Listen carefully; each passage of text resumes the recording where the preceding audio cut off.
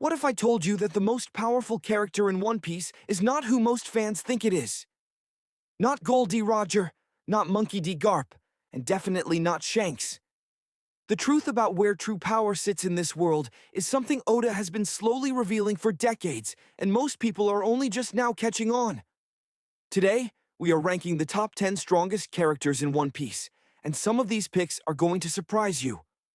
Welcome to One Piece Uncovered, the channel where we dig deep into the world Oda built and find everything hiding beneath the surface. Before we get into the list, let me be clear about how we are defining strength here.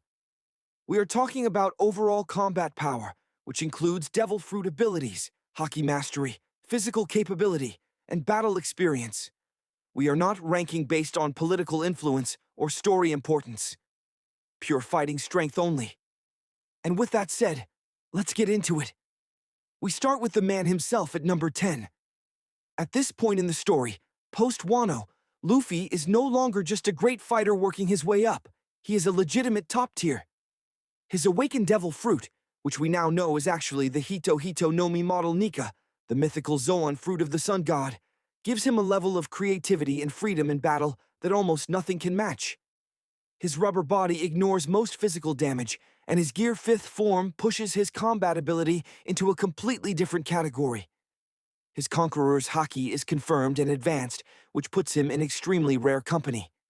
The reason Luffy sits at number 10 on this list is not because he is weak. It is because the people above him are simply on another level entirely. And that alone should tell you how insane this list gets. Coming in at number 9 is Shanks. Yonko, Emperor of the Sea. The man who scared off a Sea King with a look. Shanks is one of the most hyped characters in the entire series, and the manga has started to back that up in a major way. His Conqueror's Haki is so refined that he can knock out low-level fighters from a distance without even trying. In the Egghead arc, Shanks used a Conqueror's Haki observation slash that wiped out an entire fleet and took down a Future Sight user like it was nothing. He has never shown his devil fruit, which many fans believe means he has none, making him possibly the greatest pure Haki user in the series. That is terrifying. Number 8 is Dracul Mihawk, the greatest swordsman in the world.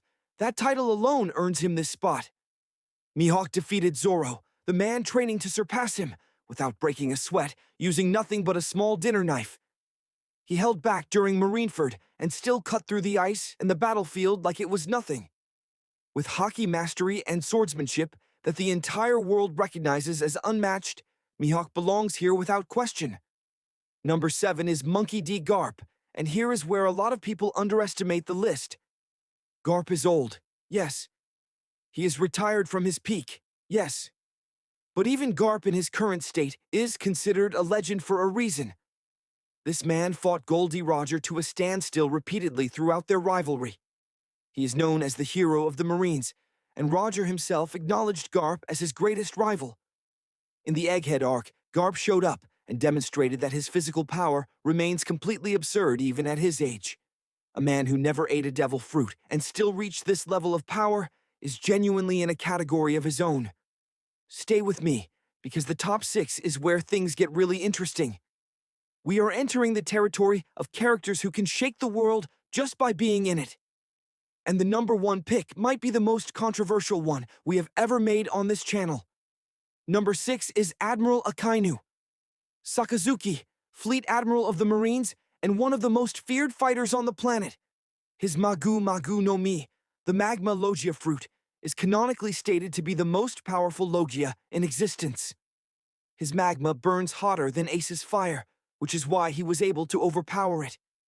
He fought Whitebeard even after the man had half his face destroyed and was running on no heart. He then fought Garp and Sengoku afterward and survived. Akainu does not stop, he does not slow down, and his ambition makes him more dangerous than almost anyone on this list. Number 5 goes to Edward Newgate, Whitebeard. Even in death, Whitebeard deserves his spot. At his peak, Whitebeard was considered the strongest man in the world.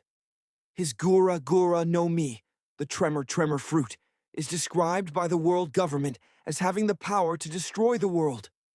He cracked the air. He tilted the ocean. He did all of this while sick, hooked to life support machines, and heavily poisoned. The fact that it took dozens of the world's strongest fighters, multiple betrayals, and hundreds of bullets and blades to bring him down tells you everything. His performance at Marineford remains one of the greatest displays of raw power in the entire story. Number 4 is Kaido, the strongest creature in the world. That is literally how Oda introduced him. Kaido survived everything. He fell from Sky Islands for fun. He was executed 7 times by 7 different governments and nations, and nothing worked. His Uo Uo no Mi, model Azure Dragon, turns him into a massive eastern dragon capable of generating flame clouds and devastating the landscape with a single breath. Even after Luffy defeated him in Wano, the conversation around Kaido's ceiling is still nowhere near settled. At his best, this man is a force of nature in the truest sense. Number 3 is Gol D. Roger, the king of the pirates, the man who conquered the Grand Line and found the One Piece. Roger had no devil fruit. He did everything through sheer Haki mastery and fighting spirit. His conqueror's Haki was so advanced that it worked on the same level as everything we now see from Luffy and Shanks. He matched Whitebeard in an extended battle that shook the world. He laughed in the face of his own execution. Roger was not just a great pirate. He was the benchmark that every powerful character in this story is measured against. Number 2 is Imu.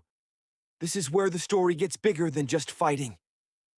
Imu sits at the top of the world government, above the 5 elders, above everything. And in the most recent arcs, Oda revealed that Imu has a devil fruit power capable of erasing entire islands from existence. A single attack wiped out the Lulusia kingdom like it never happened.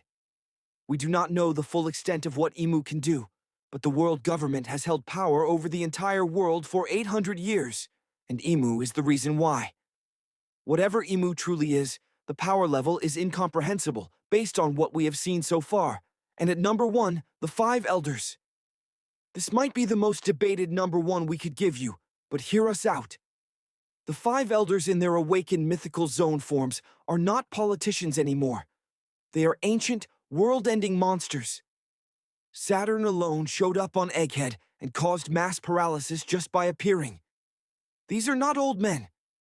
These are beings who have been alive for centuries, possibly connected to the Void Century itself, and their true power is only beginning to be shown.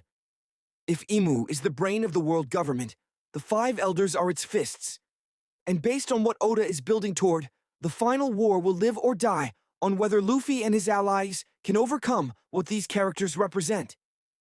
Here is what ties this entire list together. Oda has spent over 1,000 chapters quietly building a world where the greatest threats are not pirates at all. They are the people who built the system everyone else lives inside. The final enemy in One Piece was never going to be another Yonko or a rogue admiral. It was always going to be the people who decided what the world looks like, and that makes the endgame of this story something that no power ranking fully captures. If you learned something new today, or you flat out disagree with where we placed someone, drop your ranking in the comments. We read every single one. Hit the like button if you want more deep dives like this, and subscribe to One Piece Uncovered so you never miss a breakdown. Now tell me this. Do you think Luffy at his absolute peak can actually defeat Imu, or is that a fight the story will handle differently? Leave your answer below. We will see you in the next one.